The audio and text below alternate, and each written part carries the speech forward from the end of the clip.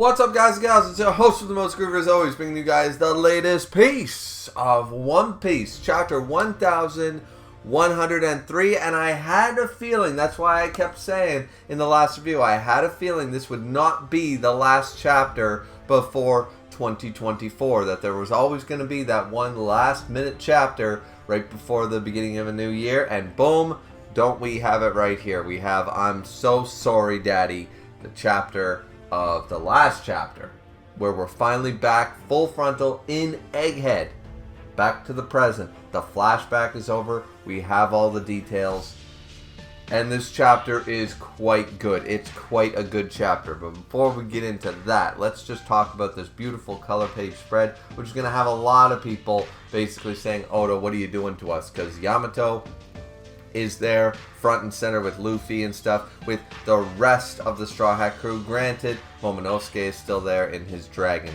form and everybody's chilling. We have Jinbei, we have Robin, Nami, you know, all the Straw Hats here doing their thing. Zoro uncharacteristically basically locking arms with Usopp in a laughing stage and stuff like that. But it's a really cool color spread, but I think a lot of people are going to be like, you took Yamato away from us once. Like, what are you doing here? Constantly showing, you know, in a Straw Hat picture, we're still seeing Yamato. So, it's a beautiful color spread, though, regardless. So, yeah, when we jump into the chapter, this is where the scene we really didn't see. That, once again, maybe we should have seen this before. I still argue that the structure of this arc hasn't been the best that Oda's ever done, of course, and I still have problems with it.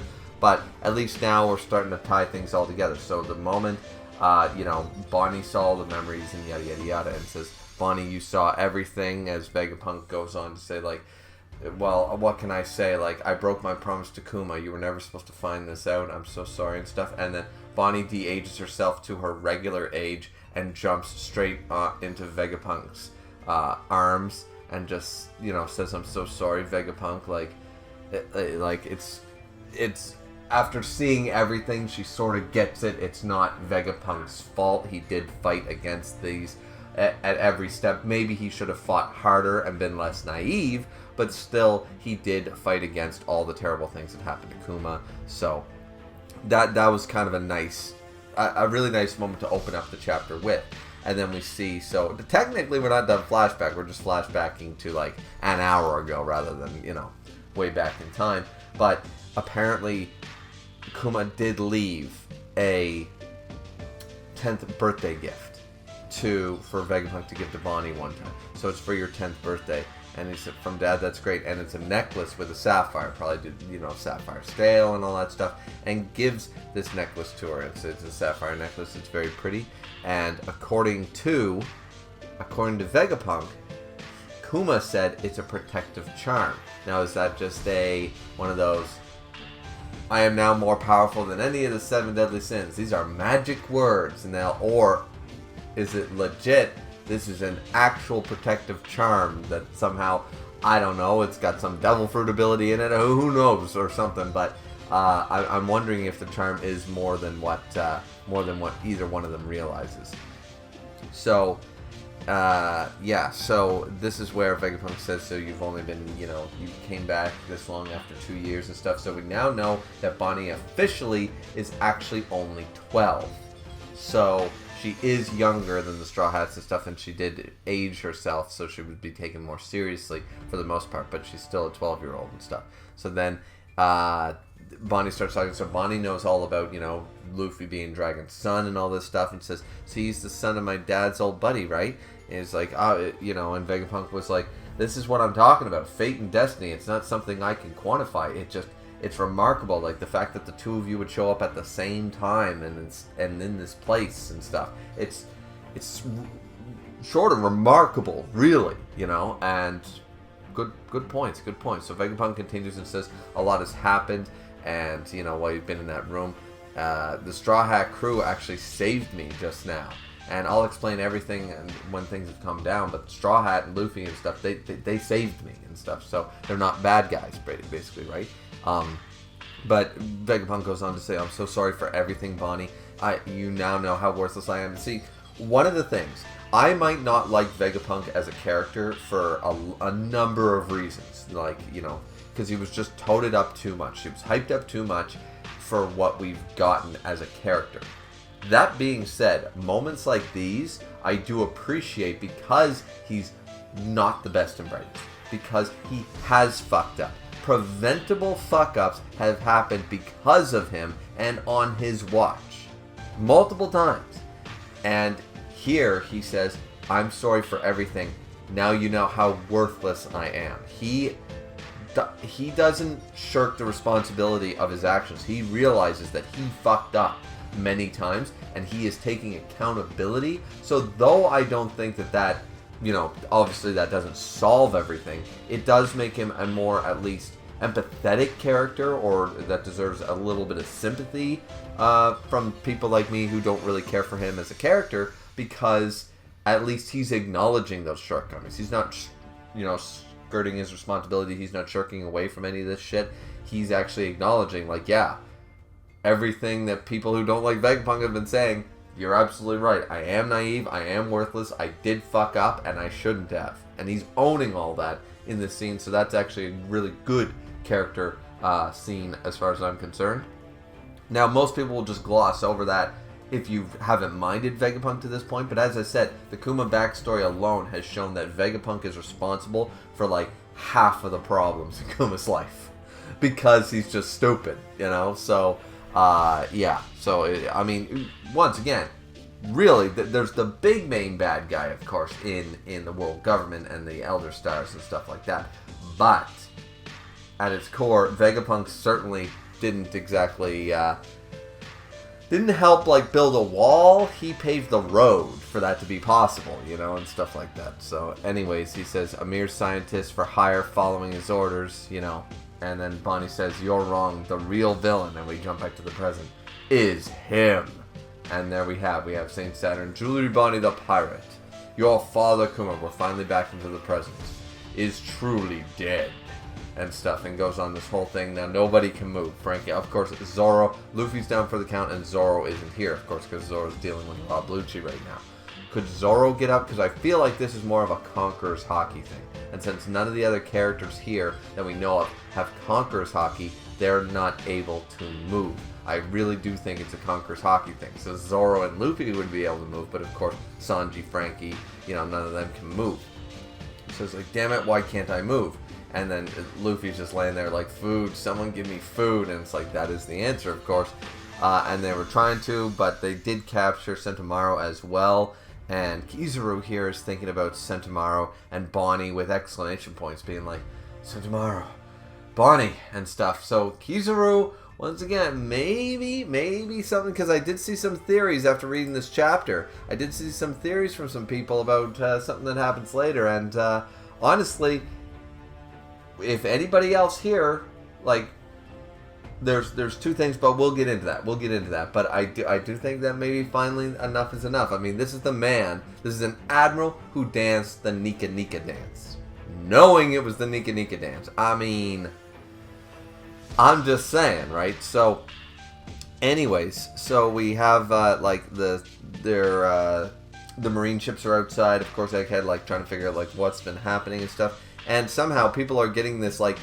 I don't know how the news coups are reporting this so fast. Like, big news Morgans is like, really this quick with the news? I guess so. But anyways, because they're talking about a siege by an emperor and we see people around the world. So the people around the world are reading about this and stuff. And Dragon himself is actually not, they're not reading the paper or anything like that. But Dragon and Ivankov are talking. And he says that Dragon believes that, let's assume for a moment, that there's still a trace of Kuma left in there. And once again, this Kuma has been acting a little odd, like not exactly as Saint Saturn probably intended. So let's go out on a limb and say that assumption might be true. Said, where would his instincts take him, Eva? And Ivankov immediately says, well, if it were me, I'd be jumping up there if I'm a, walking corpse anyway, and I'd be giving Mary Joa a little bit of the 1-2-1-2 sort of idea, right? And which he basically sort of did, but it was only because it was the quickest way up and over. And Dragon says, yeah, Yeah, and he's just thinking like, yeah. But Ivankov is actually the one to say, Dragon doesn't say anything to that. He goes, like, if it was me, but if it's Kuma, we know that he is built different. Like, so he wouldn't go for revenge. He's going somewhere else. So, boom.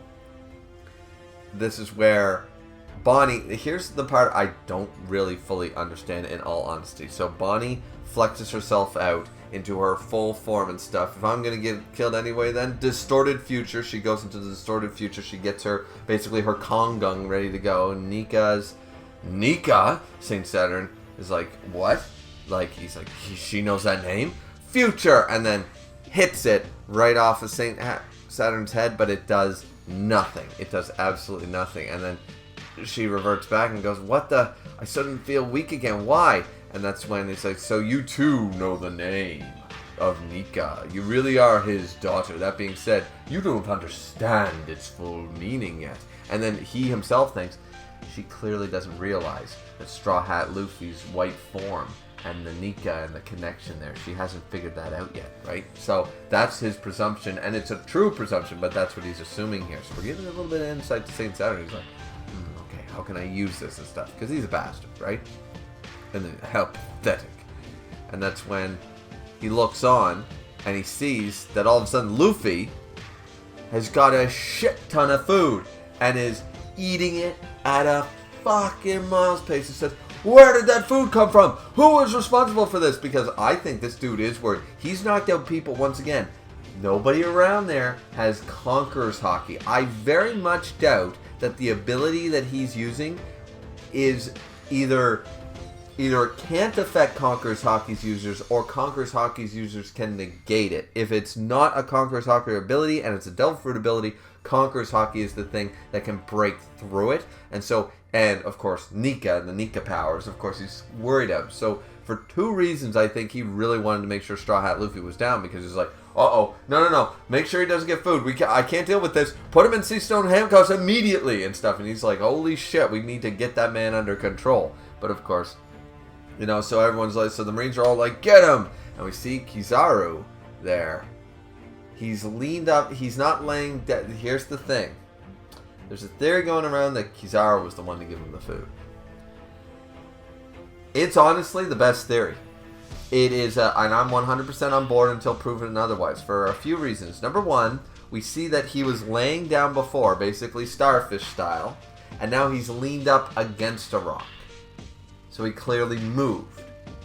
And the fact that they show a shot of him, but like right after, like, who gave him the food and stuff like that, and he doesn't, and he's just thinking nothing.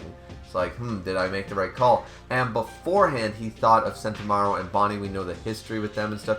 He doesn't want to see them hurt. He doesn't want to go against orders, but he's like, all I did was speed blitz, and he would be the only one, once again, if my Conqueror's Haki theory part is right, Kizaru, an admiral, would A, be probably the only one here in the vicinity that may or may not have Conqueror's Haki and able to actually move if he wanted to. And B, we can also make the assumption, since the Marines can still move, but the other ones can't, that Saint Saturn's ability wasn't holding Kizaru down because he's a friendly, right? It was only holding down enemies. So regardless of whether the Conqueror's Haki stuff is true or not, we can assume that that whole I can't move my body thing was not affecting Kizaru regardless of what is actually going on with that. So it is a good theory, and I like it that Kizaru is very conflicted right now. And it's so funny, we never thought of Kizaru as the one to be the conflicted one, you know? Aokiji has always been the one, Fujitora, but not Kizaru. No one's ever made the theory that Kizaru is going to turn against the government. Everyone said it would be Aokiji. Everyone says it's Fujitora. Nobody ever says Akainu. Nobody ever said Kizaru, right? And there's that other guy, but he's so useless that I don't even remember his name. But anyways, yeah, the other admirals, right? So this is a big thing and stuff. So, okay, so all that's going down and stuff. And here's the part that we were talking about before that I just don't really understand. Is that, so Bonnie realizes she can't change Saint Saturn's age. She's been trying to. And he claims, you owe that power of yours to me. We conducted experiments to determine whether extract infusions could grant a baby an ability without feeding them the fruit normally. So, my issue with this is okay, so basically, from what I understand of this, is that it was a success, but the fruit itself is useless now. Its ability can transform you into a state that matches any future perceived to be possible. But that means that the possibilities become limited as your future becomes more certain as you uncover the truth. Okay, so I understand this to a point, but basically what he's saying is that they tried extracting the essence out of the devil fruit and giving it to probably an already pregnant Ginny into the fetus that would be Bonnie. That's how she got the devil fruit, which explains as to how she ate it in the church when she was isolated and all this stuff, right? But he's saying that even doing that, once your powers, I'm going to assume there's a missing line here, sort of, that once her powers manifested with the fruit's powers, the fruit became useless after that. How they determined that, who the hell knows. But still, that's what we can gather from this, is that they were trying to replicate devil fruit abilities with this method. It did not work. It worked, but not to the same degree. And that her powers are limited by the possibility of her own preset. We're going to assume now that there is a spider web of destiny. There's limitless potential, sort of like when Oda drew like Straw Hats if things go well, Straw Hats if things go bad, sort of idea. Those are still possibilities. They are possible futures. No matter how low a percentage they are, it's still a possibility. So what he's saying is that your ability of using distorted future and stuff only works if the future is actually possible. But as your life and your future becomes more and more certain, the less branching out you get. So I get that part. The part I don't fully get is coming up here later. When so it says Nika is just an impossible myth you wanted to believe in, and that's when it says Nika's real. I've been looking for him to save Dad ever since he turned him into a cyborg slave. It says yet your sudden weakening proves that you are starting to doubt whether his existence is possible. Your father passed on a worthless buccaneer legend. He told me he wanted to save people just like Nika. Your mother being brought to the Holy Land to be a wife number 8. So now we can garner that Saint Saturn is Bonnie's father, because your mother was brought to the Holy Land to be wife number 8. Is ironic, really. She ended up being part of my drug experiments. Are we to assume by that statement wife number 8 for Saint Saturn? Oh, okay then, because that leaves a lot more implications, But like the other failures, she developed sapphire scale, so he's the cause of all of it. I knew the results were poor, but to think the condition passed on to her child as well. And that's when, Vegapunk just completely loses his shit.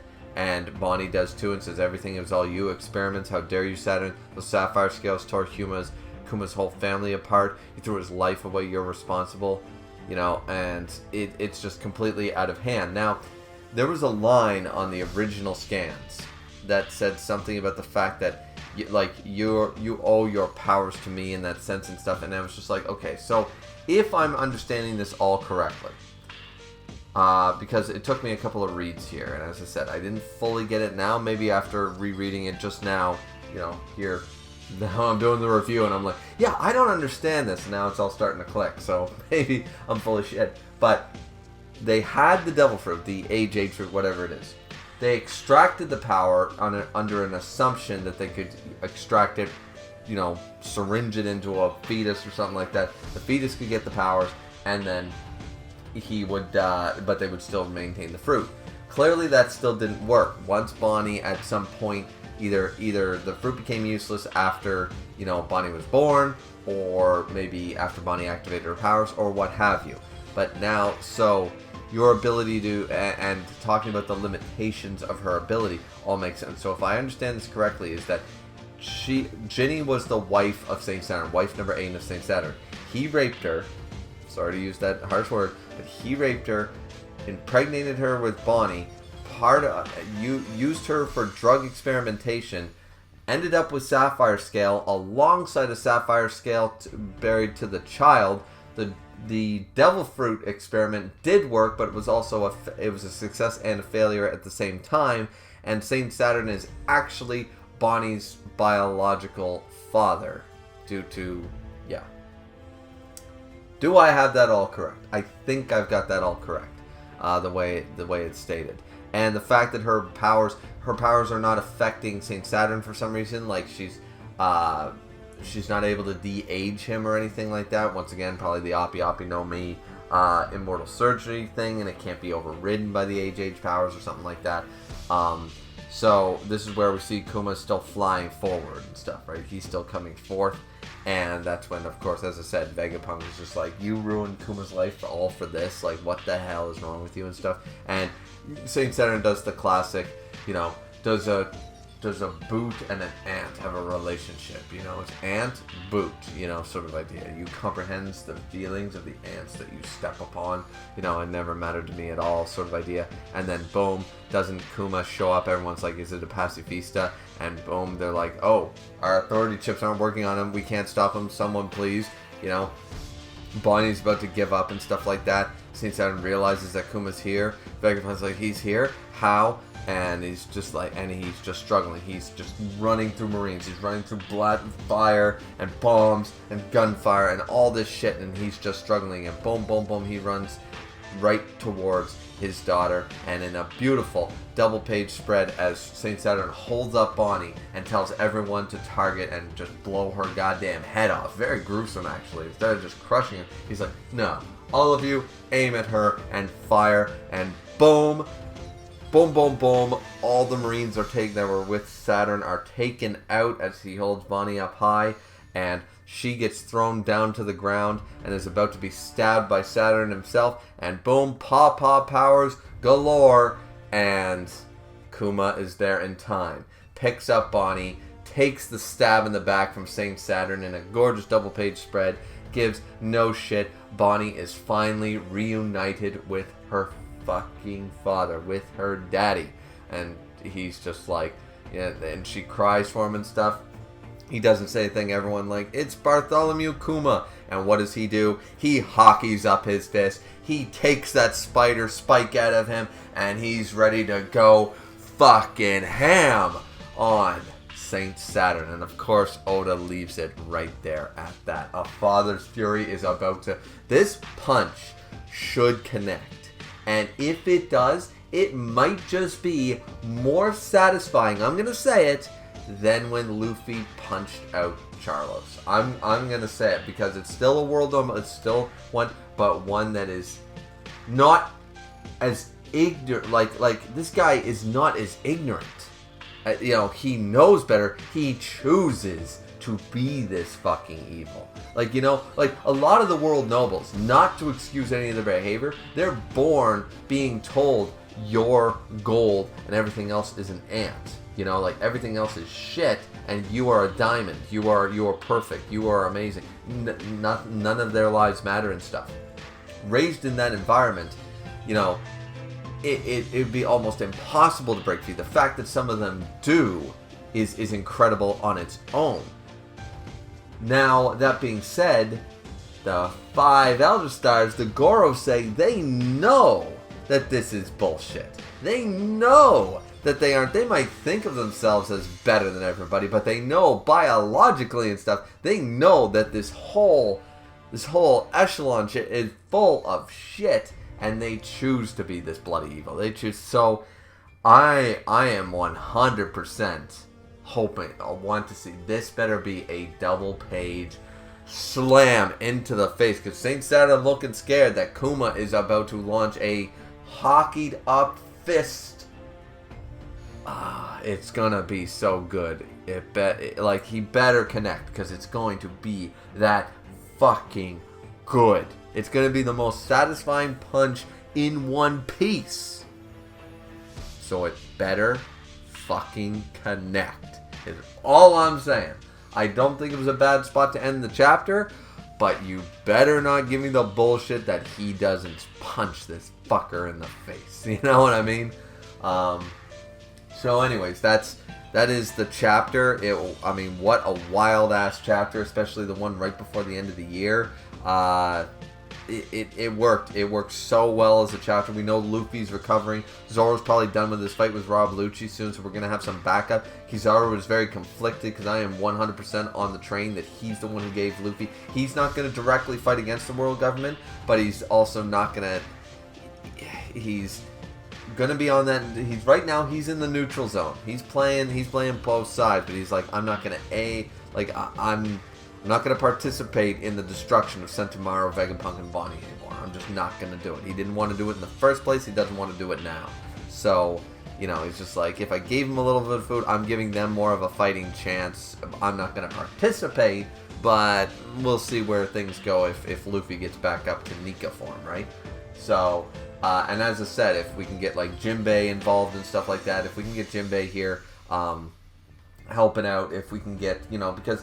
That being said, if we can assume it's still a Conqueror's Hockey thing, then we don't, there's no evidence that Jinbei has Conqueror's Hockey yet, so we can assume that if it's holding Sanji down, the only ones who will be able to get up on this crew would be Luffy and Zoro, so we'd really need Zoro to finish off Rob Lucci so he can come help, and we need Luffy to finish eating his meal. Which, now that the Marines are all taken out and he's got to focus on Kuma, I mean, Luffy's got time to... Boom, boom, boom, boom, boom, and right before, because we know Kuma's not surviving this, guys. We know, come on, we know Kuma's dying here, which is very sad, but it'd be nice if that last trace of humanity that was not erased, he gets to see Nika. He dies seeing his daughter again, being able to hold his daughter one last time, and seeing Nika come to fruition. What more could you want for this poor guy, His dream... His dream is realized in the form of Luffy, and he gets to be with his daughter for one last time. You can't write a better ending to this poor bastard story. You know what I mean? Like, that's what he deserves. And Oda, you've made this fucking dude suffer enough. For God's sakes, let him die happy. For the love of all that is holy. So yeah. Anyways, that's the last chapter of 2023.